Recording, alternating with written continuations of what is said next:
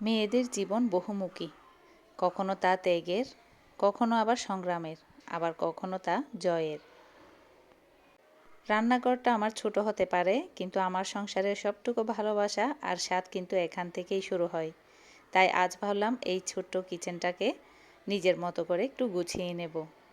কথায় আছে, মন ভালো থাকলে রান্নাও ভালো হয়, আর রান্নাঘর যদি পরিপাটি থাকে তবে মন এমনিতেই ফুরফুরে থাকে। তাই আজ আমার ছোট্ট কিচেনটাকে নতুন রূপ দেওয়ার পালা। এখানে কিচেনের জন্য কিছু কাপড় নিয়ে আসলাম আর নিজের জন্যও কিছু কাপড় নিয়ে নিলাম। তো কিচেন ক্যাবিনেটটাকে, যেহেতু আমার ক্যাবিনেট নেই, নিচে জিনিস রাখলে একটু অগোছালো লাগে দেখতে, যত গুছিয়ে রাখি না কেন দেখতে অগোছালো লাগে। তাই কিচেনের এই অংশটাতে পর্দার মতো করে দেওয়ার জন্য আমি কিছু কাপড় নিয়ে আসছি ম্যাচিং করে। তো এটাকে সিলিয়ে নিয়ে এখন এখানে কুচি দেওয়ার পালা। আর নিজের জন্য কেনা কামিজটাকেও আমি কেটে নিচ্ছি এইভাবে।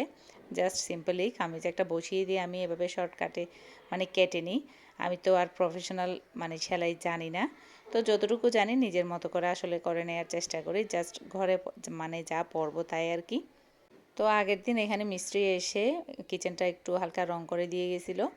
তো এখন তাই সমস্ত জিনিসপত্র নিচে রেখে এখন এগুলোকে একটু গুছিয়ে নিচ্ছি, সব কিছুকে পরিষ্কার করে আবার ভালো করে মুছে নিচ্ছি। এগুলোকে গুছগাছ করে রাখবো এখন। পরিষ্কার পরিচ্ছন্নতা শুধু চোখের আরাম নয়, এটা একটা প্রশান্তি। প্রতিদিনের রান্নার শেষে একটু সময় নিয়ে চারপাশটা মুছে রাখলে কাজ যেমন কমে, তেমনি রান্নাঘরটাও ঝকঝকে দেখায়। ছোট জায়গায় জিনিসপত্র বেশি থাকলে খুব দ্রুত অগোছালো হয়ে যায়। তাই অপ্রয়োজনীয় জিনিস সরিয়ে ফেলাটাই হলো কিচেন গোছানোর প্রথম ধাপ। তেল মশলার ছোপ যখন উঠে গিয়ে কিচেন স্ল্যাবটা ঝকঝক করে ওঠে, তখন মনে হয় রান্নার উৎসাহটাই কয়েক গুণ বেড়ে গেল। নিজের হাতে একটু একটু করে স্বপ্নের সংসার সাজানোর আনন্দই আলাদা। দামি ক্যাবিনেট বা বড় স্পেস হতে নেই, কিন্তু নিজের রুচি দিয়ে ছোট কিচেন এই জায়গাটাকেও রাজপ্রাসাদ বানিয়ে ফেলা যায়। কম জায়গায় বেশি জিনিস রাখার কৌশল হলো সঠিক অর্গানাইজার ব্যবহার করা। সব কিছু যখন তার নির্দিষ্ট জায়গায় থাকে, তখন রান্নার সময় আর দিশেহারা হতে হয় না।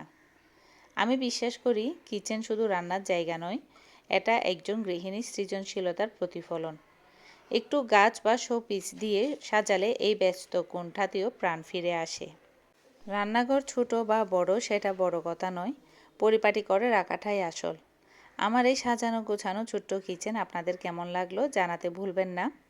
নিজের ঘরটাকে ভালোবাসুন, দেখবেন ছোট ছোট কাজগুলো করতেও আর ক্লান্তি লাগবে না।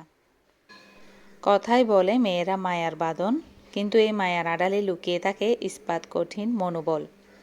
সংসার আগলে রাখা থেকে শুরু করে নিজের স্বপ্ন পূরণ সবই আমরা পারি। মেয়েরা হলো সেই সুতোর মতো যা পুরো পরিবারকে এক মালায় গেঁথে রাখে। নিজে জ্বলে অন্যকে আলো দেওয়াই যেন আমাদের সহজাত ধর্ম। কারো মেয়ে, কারো স্ত্রী বা কারো মা হওয়ার আগে প্রতিটি মেয়ের সবচেয়ে বড় পরিচয় সে একজন মানুষ। নিজের স্বপ্নগুলোকে কখনো ধুলো জমতে দেবেন না, কারণ আপনার ডানা আছে ওড়ার জন্য। নিজের ছোট ছোট শখগুলোকে বিসর্জন দেবেন না।